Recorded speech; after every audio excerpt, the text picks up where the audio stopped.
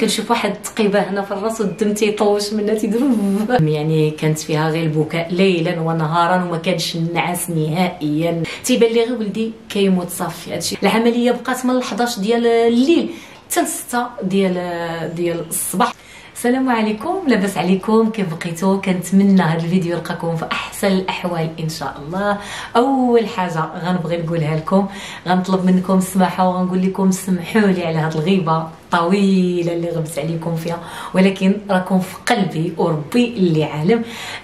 كما راكم عارفين كانت ظروف صعيبه، وكانت الحادثه ديال ولدي هي اللي كانت شدتني، ومن بعد الحادثه بشويه عاوتاني كانت ظروف اخرى، ولكن الحمد لله. نبغي كذلك نقول لكم انا فرحانه بزاف بهذا التصوير وبالكلام اللي غادي نقول، ويعني وغادي نعاود لكم كل شيء اللي وقع ليا من الاول حتى الاخر. واخا بعض الناس تيقولوا لك لا حنا يعني مقلقين مني، علاش ما نشاركش معكم يعني بالتصوير ونصور داكشي اللي وقع لولدي في المستشفى، ولا نصور لكم الحاله ديالي. انا كنقول لكم سمحوا لي وكنعتذر، انا ماشي من داك النوع.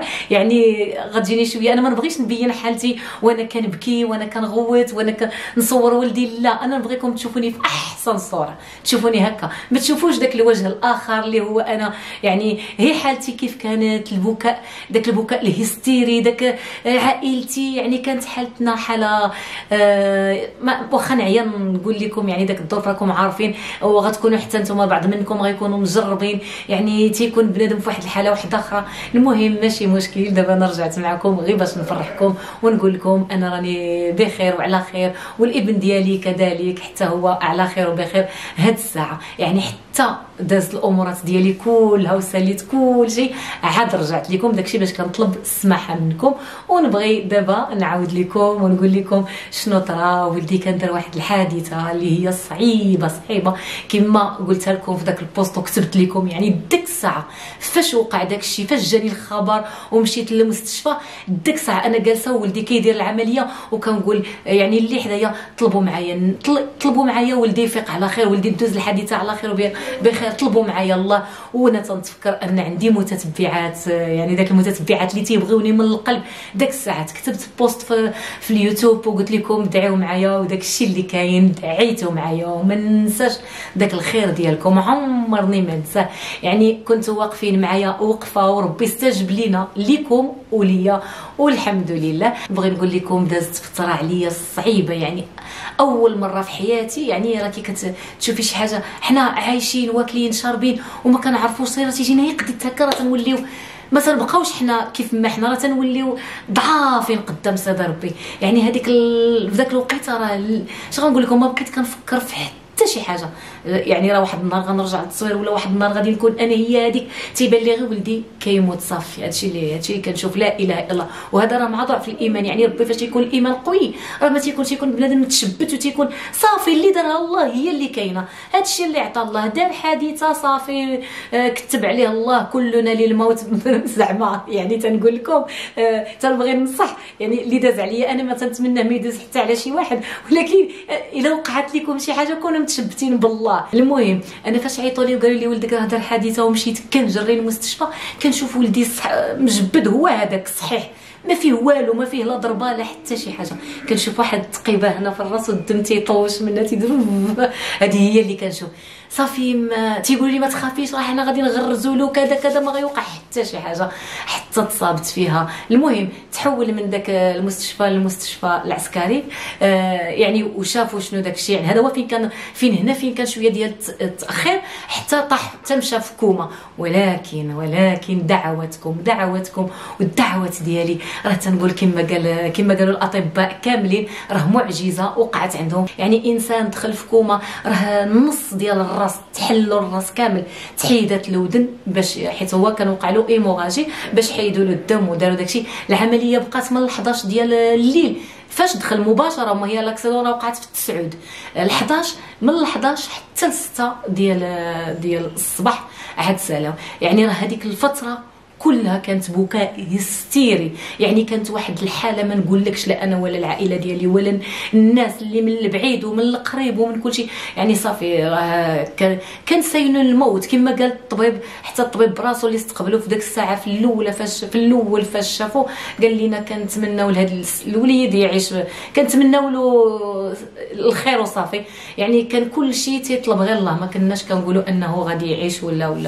المهم باش ما نطولش عليكم كنعاود لكم، حيت بعض السيدات كيتصلوا بيا او لا كيخليو تعليق الا شفتوهم حتى نتوما علاش ما شاركتيش معنا الحادثه ديال ولدك. صراحه ما نبغيش نوريكم راسي وانا في داك الحاله، انا نبغي نوريها لكم في احسن صوره، ولا انني نوريكم وانا في المستشفى وكنبكي وكنجري وغدا جايه بحال شي هبيله بحال شي حمقى، ولدي ما كنشوفوش، ولدي في الانعاش ما كنشوفوش، الا دخلت عنده كنشوفو كله بالتنفس الاصطناعي، كله بالسلوكه معاه، غير صدر ربي هو اللي واقف معاه، ما معاه حتى ما كينفع لا مال ولا صح، ما كينفع حتى شي حاجه. الوقيته اللي طاح ولدي حتى فاق ولدي من الإيتاء، يعني حتى فاق من الغيبوبه، وانا كنجلس من الصباح حتى الليل عاد كنمشي، راه كيديوني بالسيف باش كنمشي لداري، اولا ما كنتش كاع كنبغي حتى داري ما كنتش كنبغي نمشي ليها، كنمشي غير عند بنتي ولا عند خوتي، كنبات عندهم ونوض على الصباح بكري ونمشي. يعني داك الحاله ما نبغيوهاش، ما نبغيها حتى شي واحد.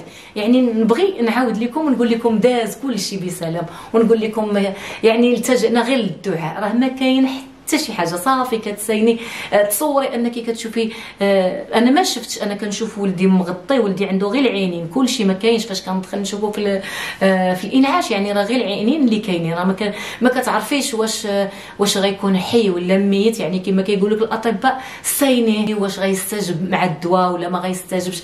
يعني سايني نتمناو من الله الخير، حتى حنا كنطلبوا الله مع هذا السيد، نطلبوا معاه حتى هو الشفاء ان شاء الله. صافي يعني يوميا انا فاش ما كنقدرش كنقول ربما غادي نمشي لذاك الباب ديال الانعاش ولا نوقف، حيت كانوا كيعطيونا غير واحد الوقيته فين تشوف، راه ما يشوفوا حتى شي واحد، كيشوفوه غير الوالدين ديالو لا غير، من غيرهم ما كاينش اللي يدخل الانعاش.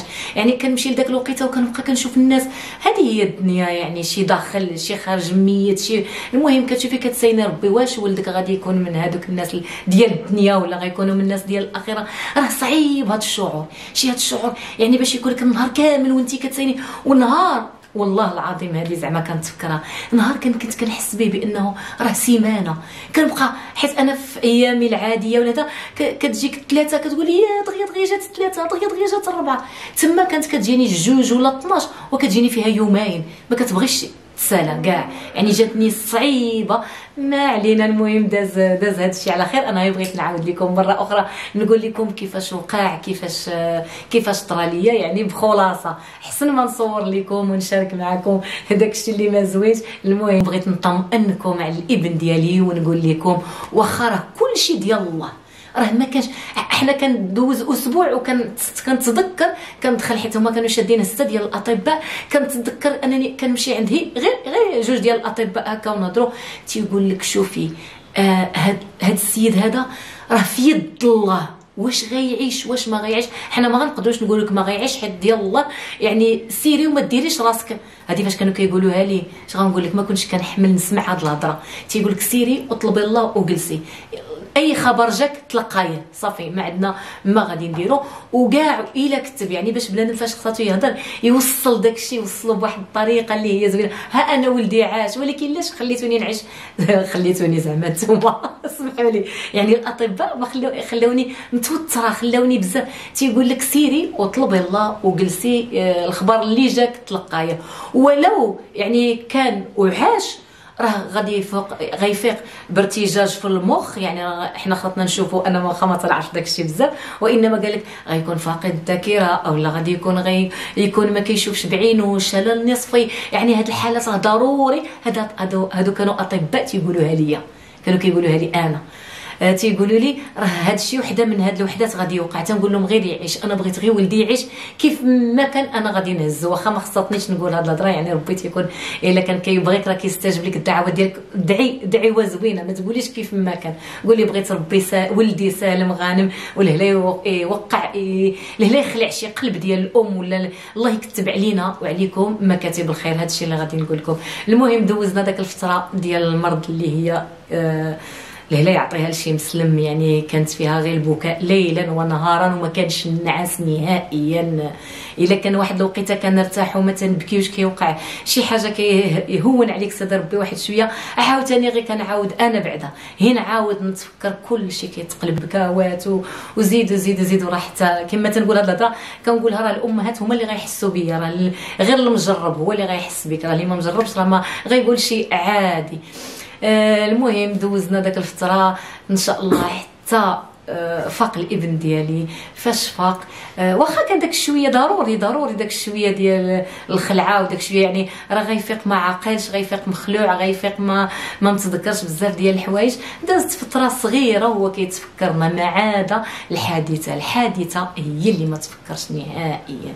من بعد 3 ايام فاش فاق، من بعد 3 ايام عاد عرف شنو كاين في الراس ديالو، ان الراس ديالو مقسوم في النص، ان الودن ديالو يعني مخيطه من لهنا واحد. المهم الحمد لله اللي كاين العلاج، الحمد لله. كنشكر داك الاطباء اللي قاموا بواحد العمل جبار، يعني واحد داروا اللي عليهم، الله يكثرهم الله يكثر خيرهم، ولكن ماشي مع ولديهم خدمتهم كيديوها، الله يعاونهم والله يخلي لهم حتى هما وليداتهم ويعطيهم اللي فيها الخير.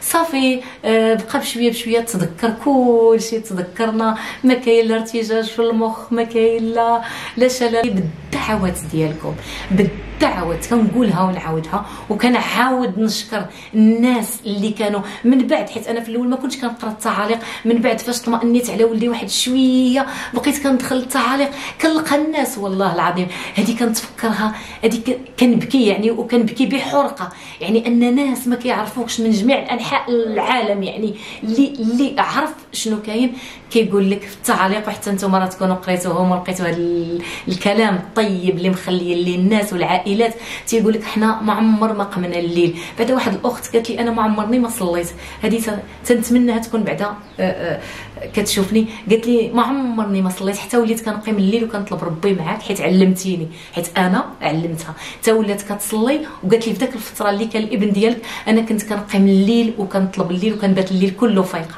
هذه واحد الاخت. وواحد الاخ عاوتاني حتى هو كذلك سوري كيقول لي انا والوالده ديالي كنوضوا قيام الليل بالدعاء، يعني ما يمكنش. هادو غير جوج اللي باين سميتهم، مرة تبارك الله ما شاء الله راه المتتبعات ديالي كلهم بكاو وكلهم طلبوا معايا الله، وكلهم يعني كما قال داك الدكتور اللي حل الشخص اللي شخص الحاله ديال ولدي، قال لك معجزه وقعت لنا في المستشفى العسكري مولاي اسماعيل، جا باعجوبه. وحتى هما قالوا لي جيتي باعجوبه.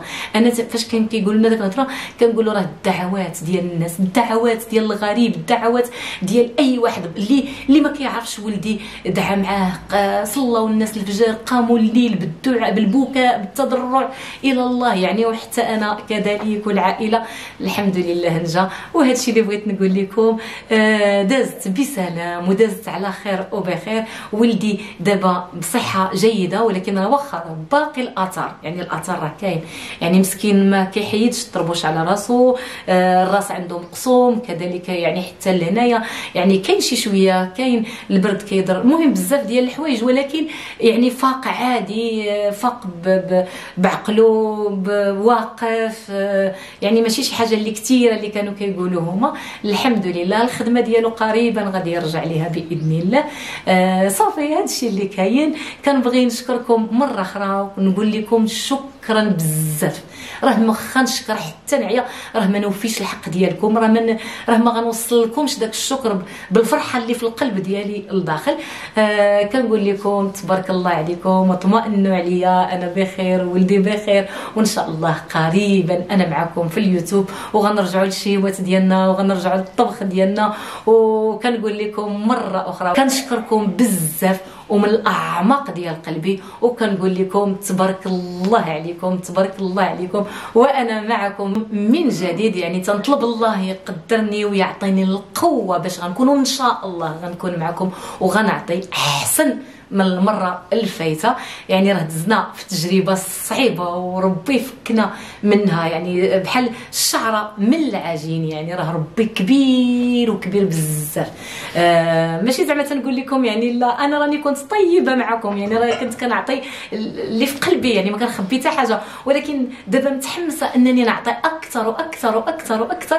يعني ربما صدقه جاريه كتوقف معاك، اي حاجه كتوقف معاك. الحمد لله هذا الشيء اللي وقع معنا، وبقى مره اخرى كنقول لكم الله يكثر خيركم والله يوقف معكم حتى نتوما. وغنقول لكم مع السلامه والى اللقاء، الى الحلقه القادمه ان شاء الله اللي غتكون فيها شي شهوه باذن الله. وتبارك الله عليكم، مع السلامه.